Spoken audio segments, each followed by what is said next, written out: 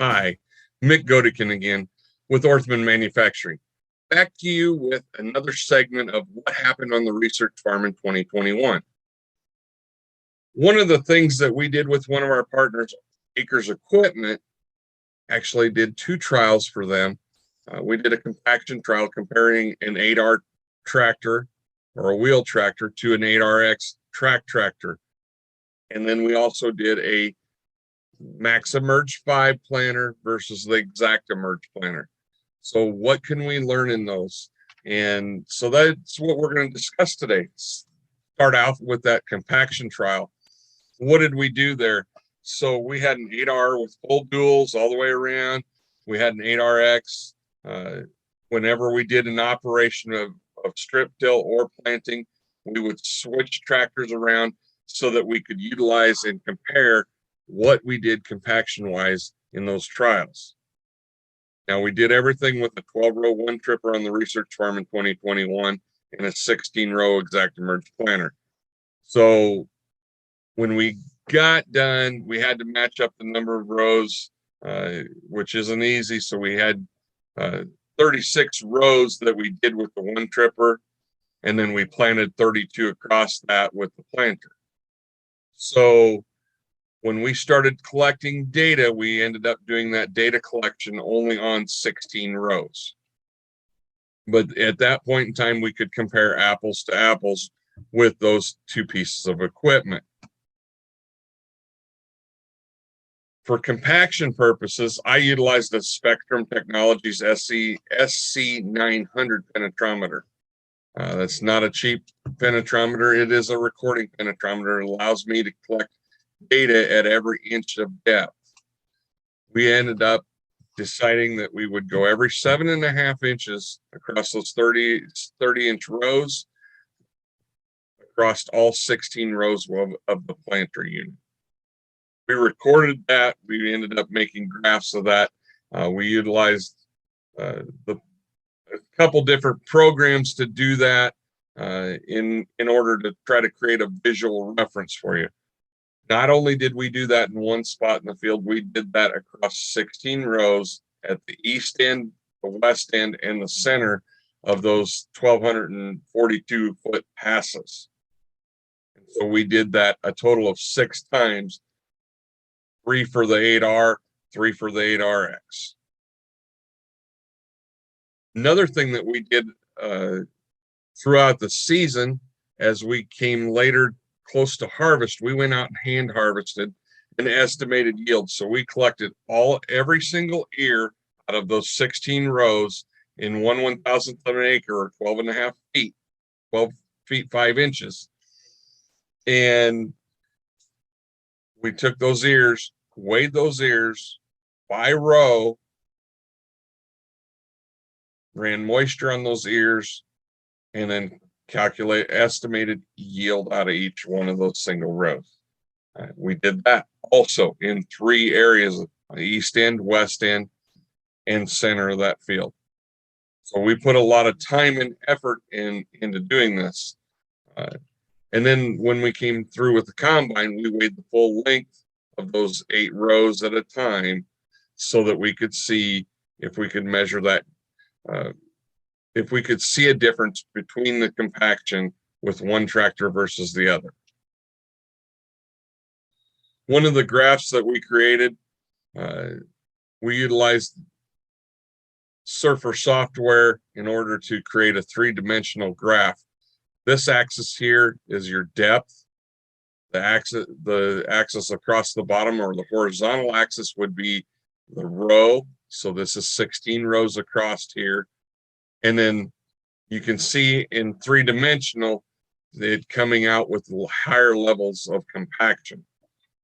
Now let's think about the 8R tractor. It weighed 28,530 pounds, where the 8RX weighs 43,000 pounds. So there's a definite weight difference in those tractors. Same horsepower, different weights. We look at this graph with the pink and the green. That is from the 8R tractor. We can see the outside dual, the inside dual, and the outside dual from that planter pass. And we can see something over here. What this is actually the gauge wheel off the planter, putting a little bit of installing a little bit of compaction there too. Anytime that we travel across the field, ideal conditions or not, we can create a compaction. We know that. We tried to do these operations in as close to ideal conditions as possible. So can you imagine the disparaging differences that we would see had we went ahead and done this in really wet conditions, where compaction will show up even more? So we can see that from this graph that we're creating a lot of compaction here with those duals, especially that inside where we're carrying most of that weight. We're creating a lot of compaction there. When we get to the 8RX, we're less compaction overall that we installed into that field. We can see the track here and we can see the track there. Yes, we have more of that. The interesting thing that I saw when we measure that compaction in the field, the wheel tractor has a deeper and more intense compaction, where the track tractor, we see a lot of compaction in that top 2 inches, but it's very light and mild. And once you're through it, you don't see any more compaction. So we went through and hand harvested and on the west end. So the west end, for your information, is where we started. So we pulled into that west end of that field, and we have that implement lifted up on the 3-point, and all of our weight is on the rear end of that tractor. So we're squatting down, and then as we lower that implement down and start to move forward, we transfer that weight from the tractor to the whole implement and tractor. So we would expect on that end of the field to see a little bit more compaction. The east end is where we slowed up and would start to slow up and bring that weight back onto that tractor as we came to a stop and lifted that implement. In the middle, we feel that is the best place to compare the two tractors. One thing I would like to do is, we know that we installed that compaction on the ends of the field, is start measuring in from the end. How far does it take for that compaction to level out to what we're seeing in the center of that field? That's a totally different study. But if we looked at the west end, we're 20 bushels off with that wheel tractor versus the track tractor, 20 bushels less. In the middle, we're only 5.7 bushel less. Fairly close, but 5.7 bushel, there's a difference there. And then when we get to the east end, we're 16.9 bushel less with the wheel tractor versus track tractor. So those were interesting things that we got to see in actually hand harvesting at both ends and the center. The one interesting fact that I don't have included here is when we did row by row analysis of the yields and really looked at things, we could see those pinch rows that we created with that wheel tractor. We could tell where those wheel tracks were. It's interesting. We know that it does it. So we were actually looking at that and seeing what we could learn from that.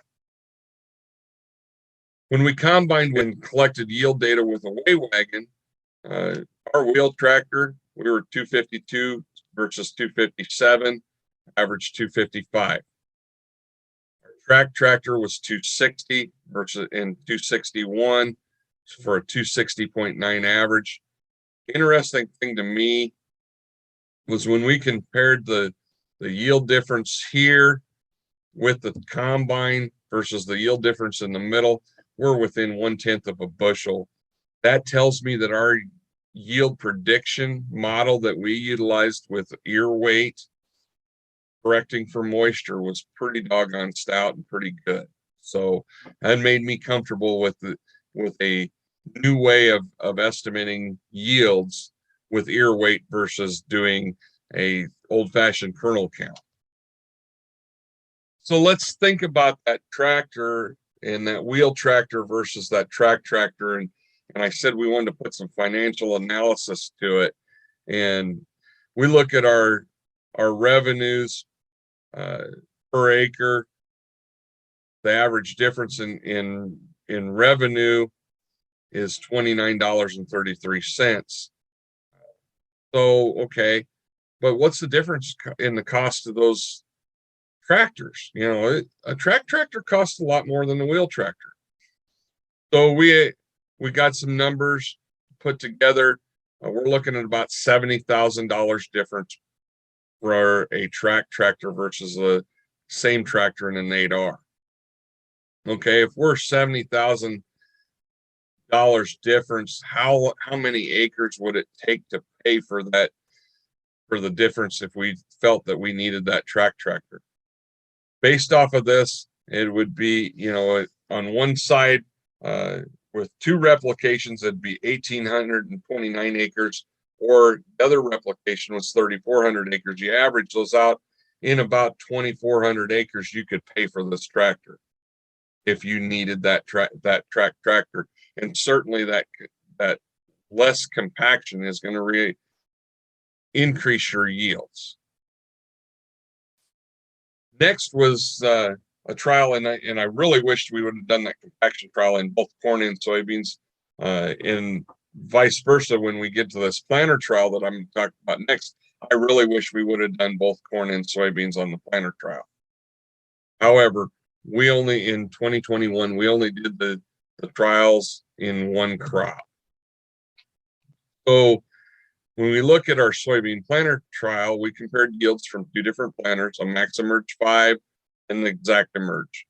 We planted one round, or 32 rows of each of those with this at the same time. I mean, these tractors are running through the same field, right next to each other. We went down, made a full round with each tractor at 16 rows apiece. But what happened there? So if we look with the MaxEmerge 5, we were at 106.1 bushel to the acre. Where we had the ExactEmerge, we were at 108.4 bushel per acre. Stands were very similar when we analyzed stands during the season. So we're 2.2 bushel better with the ExactEmerge. Now, this is one replication, one trial. We feel that it did a very good job and was very representative as we looked across the farm, our research farm, and the local FFA chapter's research farm. We felt that the ExactEmerge representation was very consistent versus the MaxEmerge, where we saw that same MaxEmerge planter plant soybeans on neighboring farms. So you think about that, revenue difference is $27 an acre with that 2.2 bushel yield advantage with ExactEmerge. You think about a planter cost, those planters aren't cheap. We know that. There's about $51,400 difference in those in the planters. So how many acres would it take for you to pay for that ExactEmerge versus your current MaxEmerge? And my estimation, or a MaxEmerge, instead of buying a MaxEmerge, you want to go to an ExactEmerge. In our estimation from this trial, we would say that in 1,894 acres, you could pay for that planter. You know, this is just meant to be information for you and a different way for you to look at things, you know, and maybe give you a little idea. Well, is it worth having that extra expense? Do I want to put in more effort or more money to get what I want here to happen? So, you know, I appreciate you listening to the videos here and spending your time.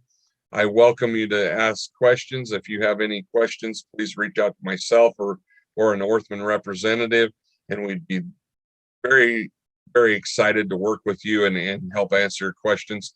Certainly, if you have ideas that you'd like us to try on our research farm, we're willing to do that. With that, I thank you again. Be safe out there and have a great day.